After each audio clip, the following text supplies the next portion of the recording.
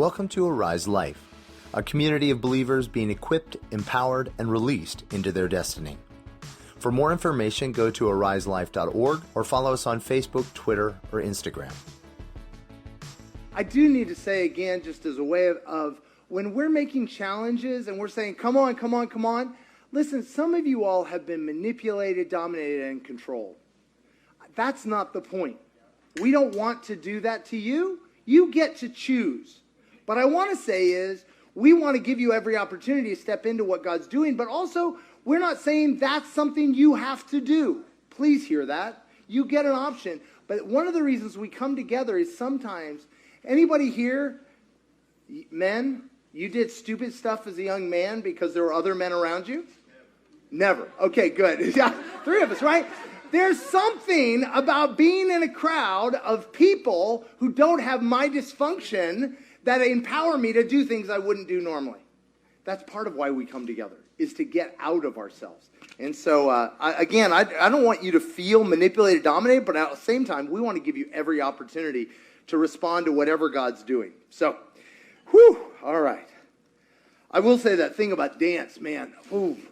I was not a dancer as a kid, and then I came to know Jesus, and there was just energy inside of me that had to get out. So I would close the blinds, I'd crank up the music, and I would make horrible movements. If anybody had seen me, I probably would have died, 1,000 deaths. But there was something that got released. A lot of it is it got me stop thinking about myself. It got me out of myself. And there really is something about that. As we move, God can then begin to move us. That's just a free advertisement. All right. Oh, my goodness. So we've been doing this whole series about stepping into the promise, contending for the promise. And it's actually been something I've been kind of obsessed with for my whole life in Christ. It's how do you steward the promise God gives you to fulfillment? Anybody interested in that? Because who here has been sitting on some promises and they are like, at this point, they're like dinosaur eggs. You're not convinced they're ever going to hatch. You know, you're like, I don't know, I think it's a fossil, right? You know, and we all had dreams where you're like, that is just so bizarre, that's so out there, I don't know if that's ever going to happen. And there's other ones where we're like, I see a way to make it happen. And how did that work out for you? Right? You tried to make it happen in your own strength. Hagar, Ishmael. And bad things, right? And so I've been obsessed with this because somewhere between those two ditches of making it happen and then being passive is where the promise comes to fulfillment. And who here wants more than what you have? Who here wants what God is promising? So that's why I love going through this book, the Bible, watching people. And another thing that I'm really it's a big deal for me is, who here grew up in church? Wave a hand. If maybe you grew up in a church like I did, where all the people in the Bible looked really nice. You know, like flannel graph style. Like they look like everything in the Bible, that's the way you do it. Anybody know there's some things in the Bible you shouldn't do that people did? Like, you know, like I love one of the great things, you know, is why can't you have a bunch of wives? Listen, even Islam got this one. Muhammad said you can live with as many wives as you can live with at peace. 0.5? I don't know. What is it? Do you know what I'm saying? Like no genius there, right? Like the thing is that there's tons of things in the Bible that are not good ideas. And so I realized last week, for some of you all, the way I showed you the Esther story might have been offensive. Because maybe you've been told that, well, that's the way you do it. But anybody here seen abuse done in the church? And you weren't allowed to question it because it was the man of God of power? Guys, we've got to be a place where they're generally, when things go bad, we generally have one of two reactions. One is, I don't see anything, or, what's the other one? Run away, right? No? Nobody? Right? Or, well, another option is nuclear, right? So I'll give you three options, right?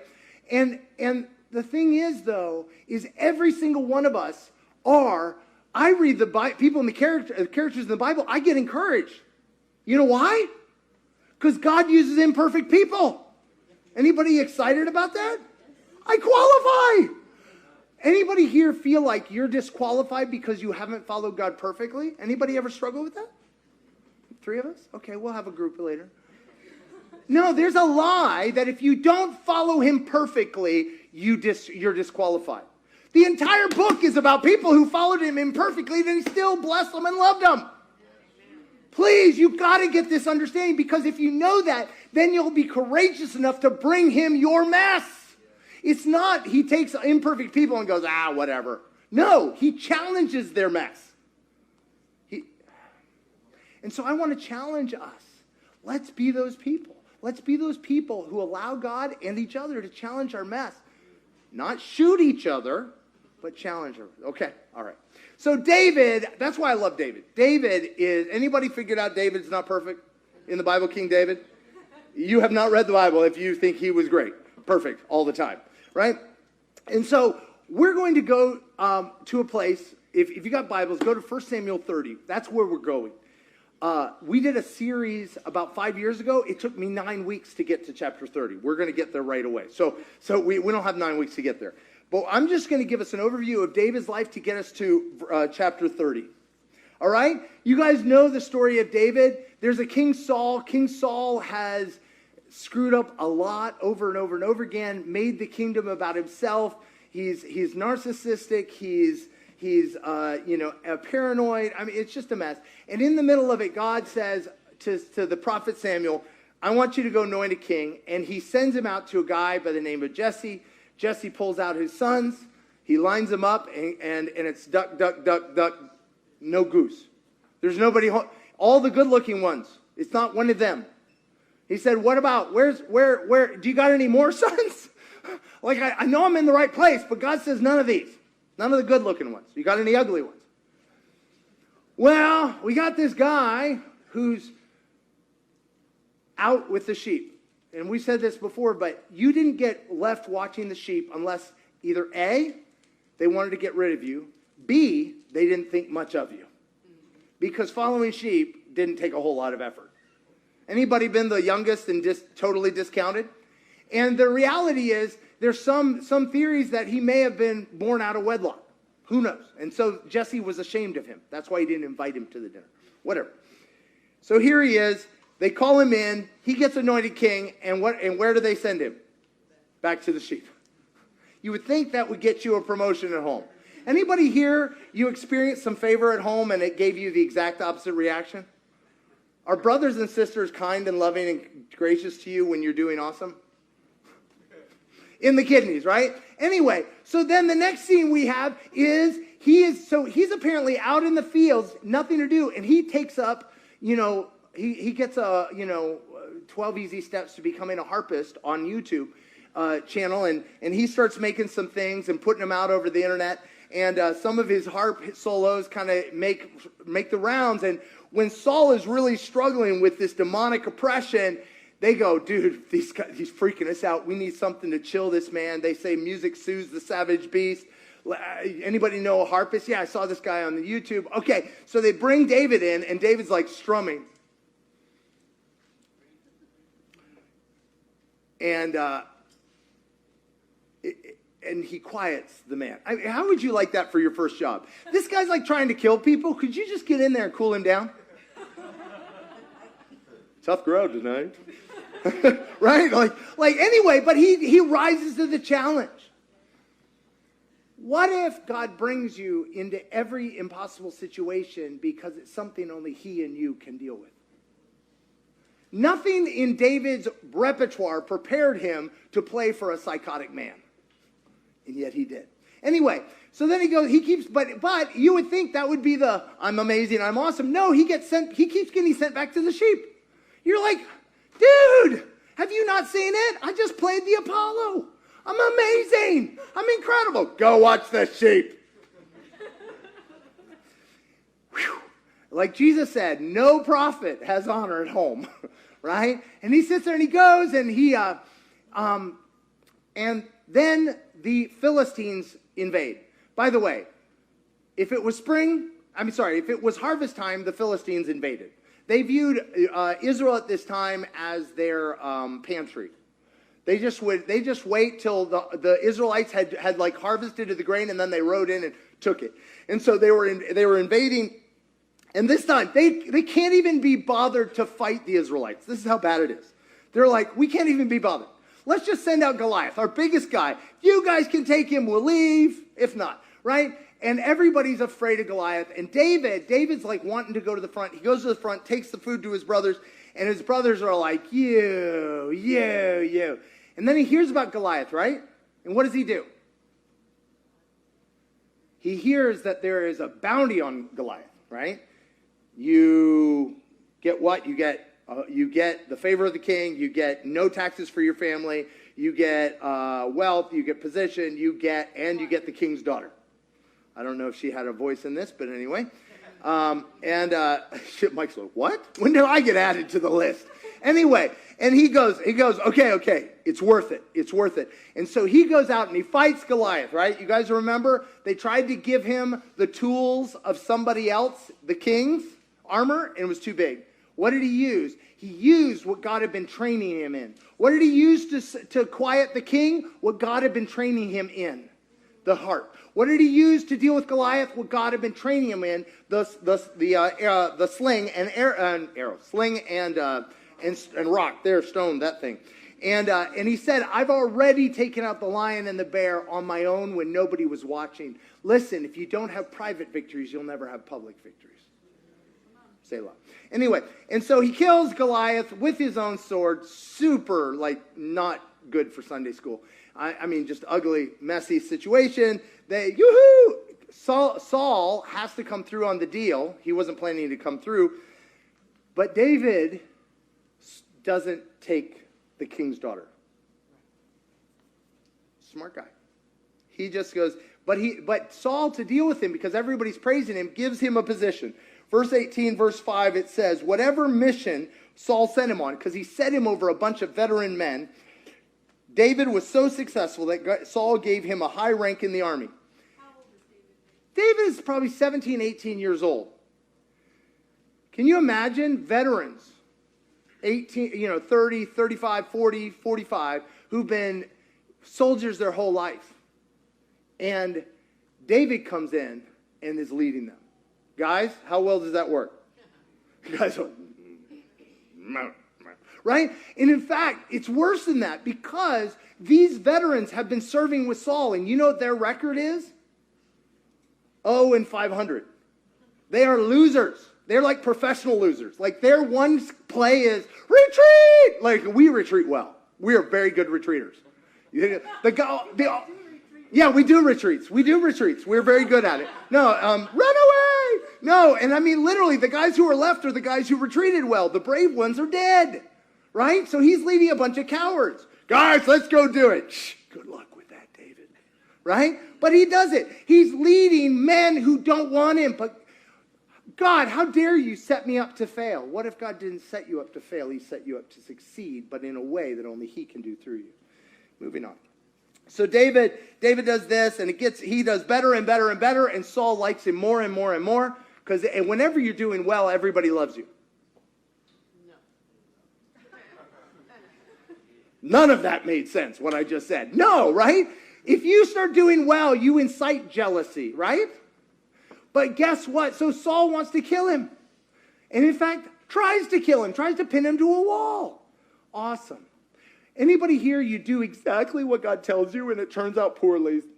What are your decisions at that point? What are your options? Never again. What else?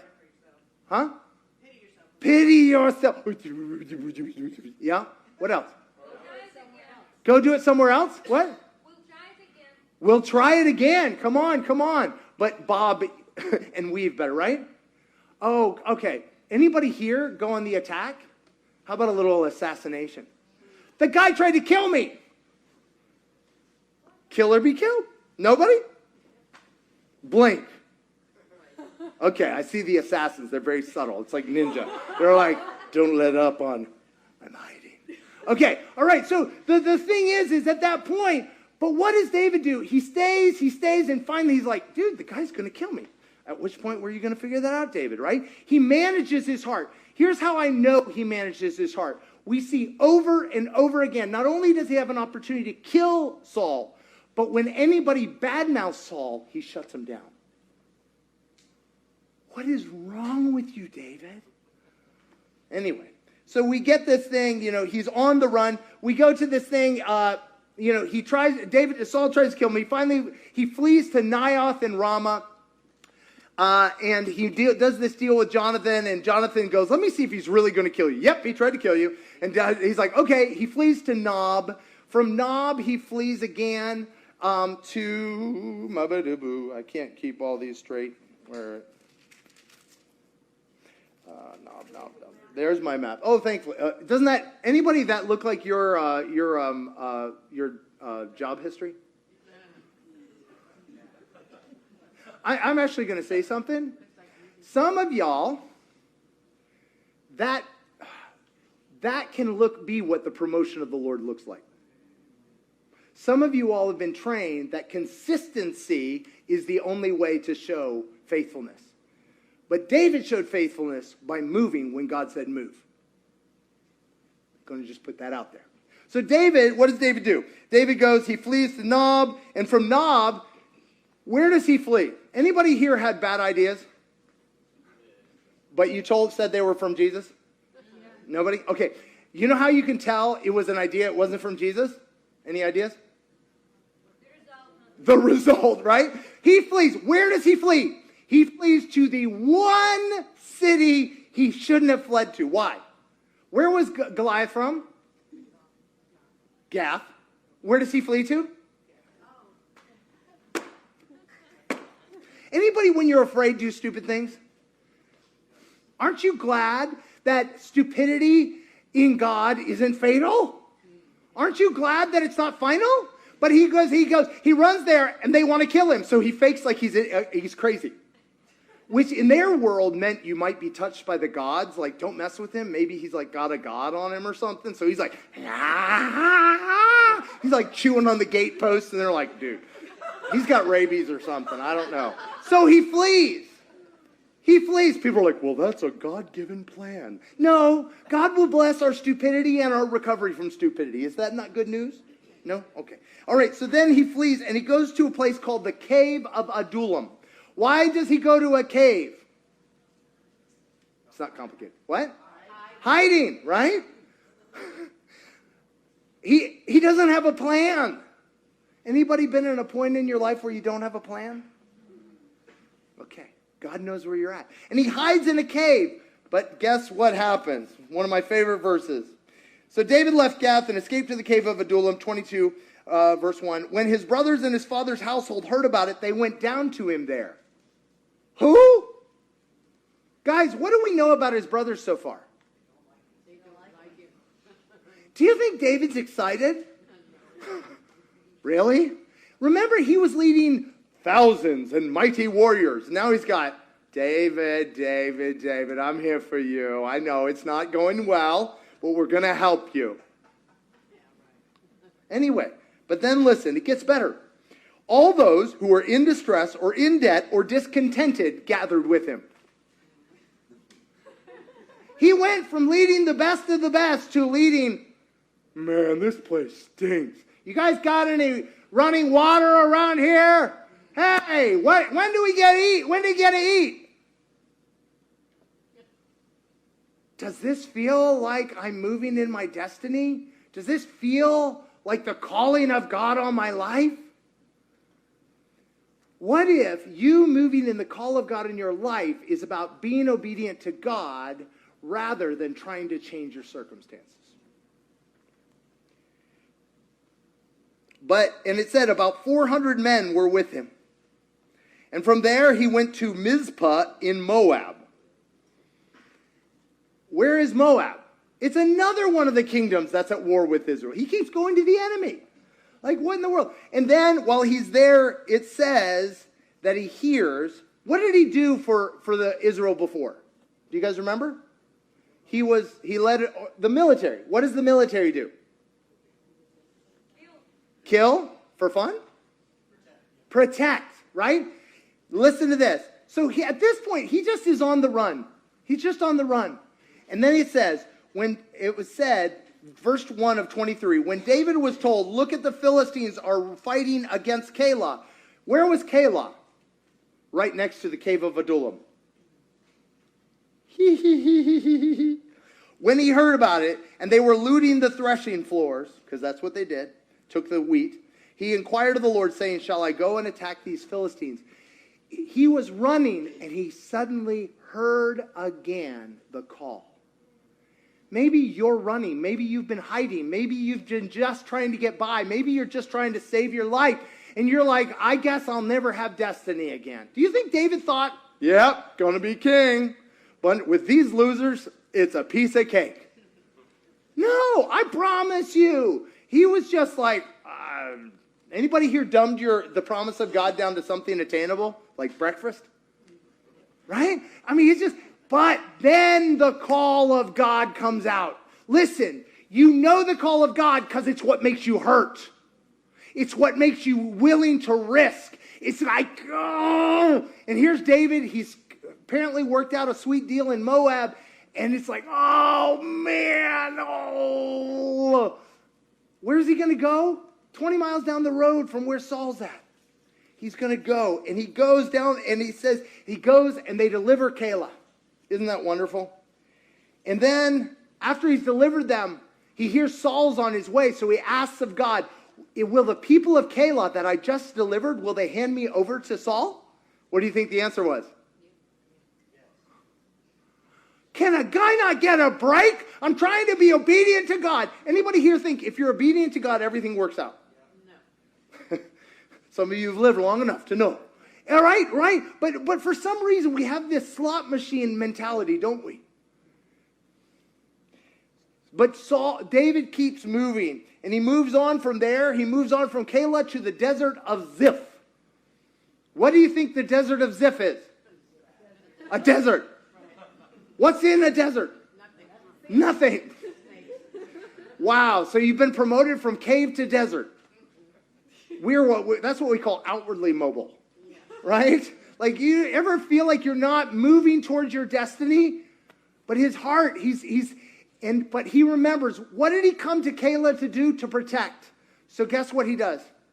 He sets up a business model based upon his gifting and calling. It's called a protection racket. No, literally, that's what it was. It was a mob protection racket. Anybody here use your gift? No? For immoral purposes. No. I mean, the thing is he goes around and he keeps the robbers at bay, and then he comes around and goes, hey, I've been keeping the robbers at bay. And he goes up to a guy. You guys remember there was a guy? He goes up to the dude and he goes, hey, man, you going to pay? And he goes, I'm never paying you. What happens to the guy? The guy gets a heart attack and dies.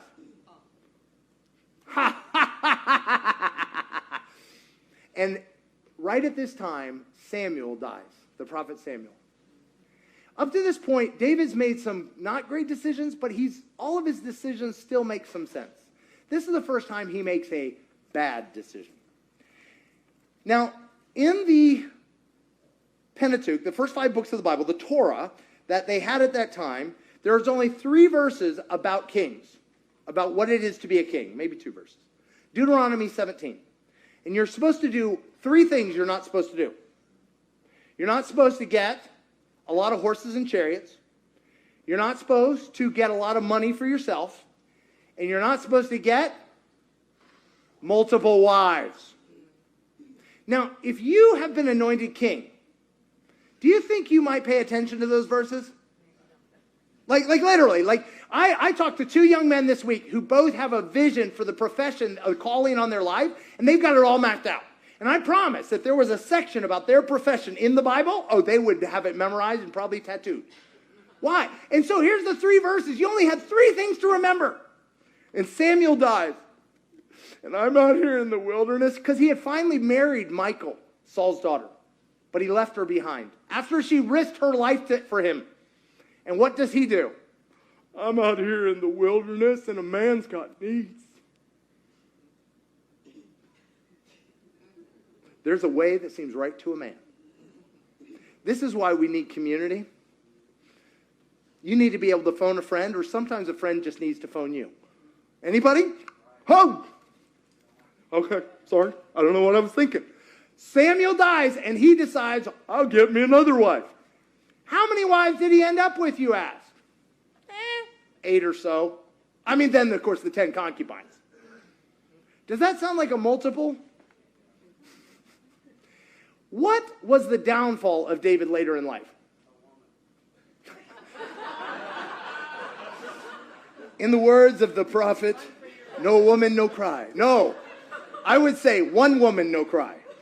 One woman. Literally, the son, then he goes and he marries a woman from Jezreel. It's her son that ends up raping Tamar. See where we're going?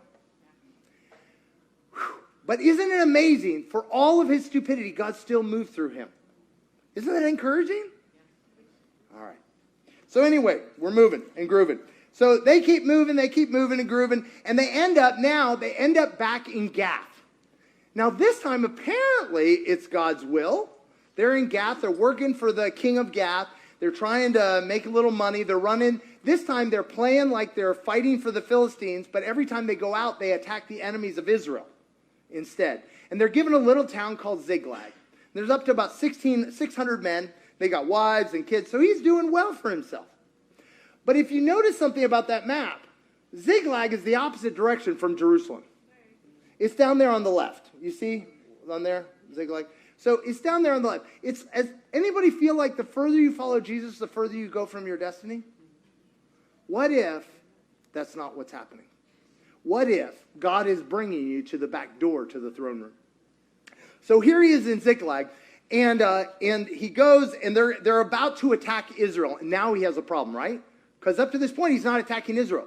But he goes, we got to keep up the front. Maybe we'll flip sides in the middle. I don't know. And they go up there, and the Philistines are like, dude, he cannot fight with us. He will attack us. And so they send him back. And while they're gone, what happens? Their village is raided. All their wives, which apparently are multiples, and children, and stuff is all taken. Everything that they've been gathering for the last however many years, 10 years or so, they lose it all. Anybody been in that spot where you lose it all? In that moment, when you lose it all, what are you tempted to believe? I'm a failure, abandoned? God left me, doesn't love me. It's all over. Where's my cave? Right? No. Anybody? Anybody just want to turn turtle and hide? Nobody? Okay. In this moment, right? But it gets worse.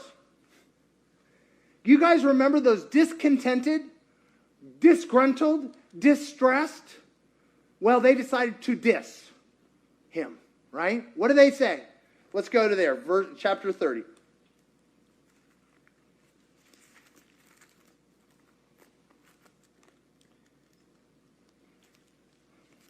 Verse 1, David and his men reached Ziklag on the third day. Now the Amalekites had raided the Negev and the Ziklag. Negev was the wilderness to the south. Ziklag, by the way, was not great eating. It wasn't a great area. They had attacked Ziklag and burned it.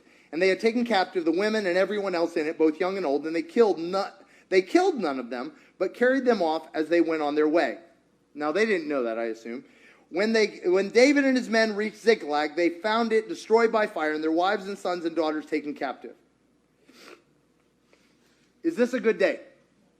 I have a question. Have you had a day like this? Where literally all that David's left with is the clothes on his back. Everybody he loves is gone. They don't know that they're taken captive. They might be dead. Right? What is in this thing? But it's about to get worse. So David and his men wept aloud until they had no strength left to weep. What happens when you weep? What happens to you? Huh? Tears? Fatigue? Depressed? despair, paralyzed, frozen, nothing. I can't do anything except weep. David's 2 wives had been captured, Ahinoam and Abigail. David was greatly distressed because the men were talking of stoning him. What? This is horrible. Why do you think the men wanted to stone David? To end their suffering. He's the leader. It wasn't going very good. Who brought them to Ziklag? Whose idea was it to go follow the Philistines?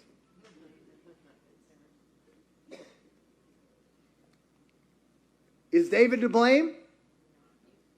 On some level. On some level. They were of stoning him. Each one was bitter in spirit because of his sons and daughters. But David did what? Found strength, encouraged himself, strengthened himself in the Lord. This right here is the essential moment in your story and my story. What do we do when all of our obedience, imperfect as it is, has brought us to a place like this? What do we do? Now, if I were David, what do you think David was thinking at this point? Any thoughts? Give me some feedback.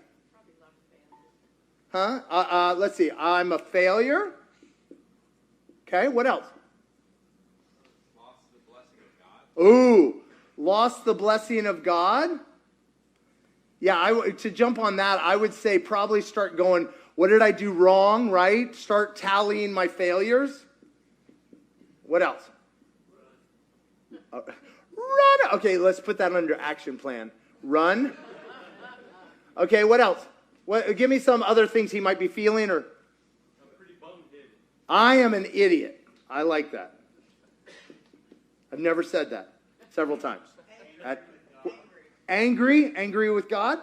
Okay, let's get serious. Who are we angry? I heard angry at God. Who else? Self. Who else? Saul. Oh, come on. Listen. I wouldn't even be in this mess, right? Saul, and then the men. And then the Amalekites. I don't know about you, but at this point, I don't even care about the Amalekites. Anybody been in that place? The Amalekites did it, but I'm so can't see them. Oh, mad at Samuel. Let's throw Samuel. He started this whole mess. You had to give me a destiny. I was just fine being a shepherd. Didn't have no dreams, right? Now, here's the problem. You and I have a calling and a destiny in our lives. There is no such thing as a calling or a destiny that you can walk in by yourself. God purposely calls us to destiny that requires not just the presence, but the participation of other people. And that's a problem. Anybody know what the problem is about having other people in your destiny? Wow, you guys knew I want to know, because you all knew. Okay, we'll just take turns. What? They're selfish. What's wrong with them? What else? Unreliable. That is like the human condition. What else? Judgmental. What else? Roosters in the hen. Wow. Yes, come on, keep it coming. They have to share the vision. What? Pride. Yeah. They have great ideas. I'm going to say there are some quotation marks floating next to those great ideas. What else? They get to speak into your destiny. They are not bobbleheads. They are people who also have destiny. And their destiny actually speaks into your destiny. That's awkward. What else? Unbelievers. Yeah, I promise you. Now, the funny thing is, it says that over time, David's group of men grew each time. I promise you, every time he moved, he lost people. Anybody found that? Like even your friend group, every time you move in life, you lose people. Right? But it keeps growing. But here, even so, do you think some of the guys were there for payday? Yeah. They might not even believing in God. Right? So here we go. They're angry, but here's the problem. David's in a pickle. How is he going to get out of this pickle? And by pickle, I mean he has nothing. He is over. He is dead. Anybody been in that place where you have no options? And when you're in that place of no options, anybody know what like your brain just keeps going blank? Like it's like a starter. Have you ever had a starter that was burned out? So it just like you go, but nothing happens? Like that's your brain. When you have lost all options, your brain just goes, zzz, zzz, zzz, and you're like, in this moment, this is the only option. Strengthen yourself in the Lord. How did he do it? This is why I'm so grateful. We were talking with the youth this week. One of the best things you can do is read David's Psalms. Because not only do we actually have more chapters by or about David than we do about that were written about the life of Jesus. Isn't that good news? We have all this data on his life, on his interior life. And one of the things he does over and over again, anybody found some of his Psalms that start out this way? You know what I'm talking about? Everybody hates me. Everybody's against me. Everybody's betrayed me. That's like the beginning, just like hit insert, right? And then somewhere in the middle, he goes, and then sometimes he throws God under the bus. Anybody thrown God under the bus? Right? You know, he's like, and you won't even pick up the phone when I call, God. You're blocking my phone calls. You never text me back. Right? No, you never come through. And in that moment, what does he do? There's this moment where he goes, but wait. Get up my soul, right? Bless the Lord, oh my soul. Hey, soul, look at me. Eyes up here. Bless the Lord. And do what? Don't forget his benefits, what he already did. Anybody here, when you're in a bad place, you can't remember that God ever did nothing? I've been in some places and God's like, I need you to start being thankful. And I'm like, thankful for what? Nothing. I can list all the ways you failed me. How about that? Let's start there. And he's like, and I've had a couple points where literally I couldn't, he was like, thank me. And I'm like, for what? He goes, and I'm like, thank you for my breath. That's pretty pathetic. I'm sorry. That is low-hanging fruit. I literally have started at that point. Thank you that I breathe. I'm not sure if I like that, actually. Right? No, I mean, I've been there. And then I worked my way up, and suddenly the fog begins to lift, and I remember everything he's done, because in his acts, we discern his nature. And I discover he's a God of breakthrough, and he's a God who wants to come through. And in that moment, David goes, wait a minute. What's my calling? To be a protector and deliverer. Remember what we did at Caleb, boys? Yeah. Boo. Right? Guys, what do? What are we, men? We are. Come on. Give me an A. Right? You know, like, come on, guys. You're like, remember, we're called to protect. Who are we? Who should we protect other than our wives and our kids? Who's with me? And suddenly the men who listen, don't you think he might want to start by yelling at the men? Seriously, I did all this for you. No. Guys, let me call you back to destiny. Meet me here. I know right now you think I'm disqualified to lead you. I know. Listen, with the people in our lives, we are either ignoring their disqualifications or we're using their disqualifications to build a case for rejecting them. But God wants us to be able to pray for their disqualifications. That's a side note. Anyway, and he sits there and he goes, come with me. And he goes, and what do? They go out and they overtake the enemy and they recover all. Not just all, but they recover all from everything else they stole. They end up better. In one day, they end up better than when they started the morning. They overtake, but not only that, at the end of it, he goes, send some of that money over to Judah. And the next thing we hear is Judas says, will you come and be king? He goes from being the worst day where he's lost everything, and in the very next phrase, come be our king. Because if we have to build the path to the throne room, it won't work. But when we will strengthen ourselves in the Lord and strengthen our relationships with others and not try to go it alone, it is the orneriness of God that he wants most of our healing to happen in community. That's just ornery. Who here wants to get healed by yourself? Nobody sees. Me?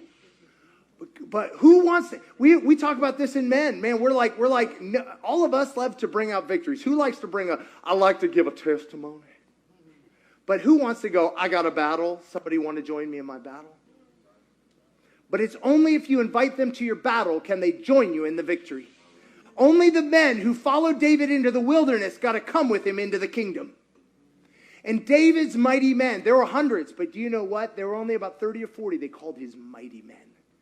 And when he was dying and dead, it was his mighty men in their 80s who rolled up to back Solomon for the throne. And when they did, everybody fell out because they were afraid of these men.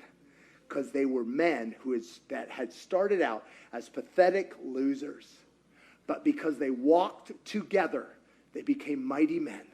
And they stepped into destiny together. A destiny, each of them had an individual destiny that was part of a larger destiny. And they all walked in together. Whew. Amen. Oh, Jesus. Lord, I just thank you because you're speaking to each of us. Every single one of us is somewhere in David's story. We might have a spear being thrown at us, or we might have made a lot of stupid decisions, or we might be on the run, or we might be, I don't know. We might be facing the loss of everything that seems to deny that I ever had a vision or a destiny. But wherever we're at, or we might feel like everybody's against us, wherever we're at, God, you're not done with us. You have a calling and a grace for us. You have a body. You have a band of people to do life with. Lord, imperfect people who you will stand with us and fight alongside of us. Oh, God, let us be courageous enough to strengthen ourselves in you, to remember what you've done, to believe for the life you've called us together. In your beautiful name. We could have the worship team come up.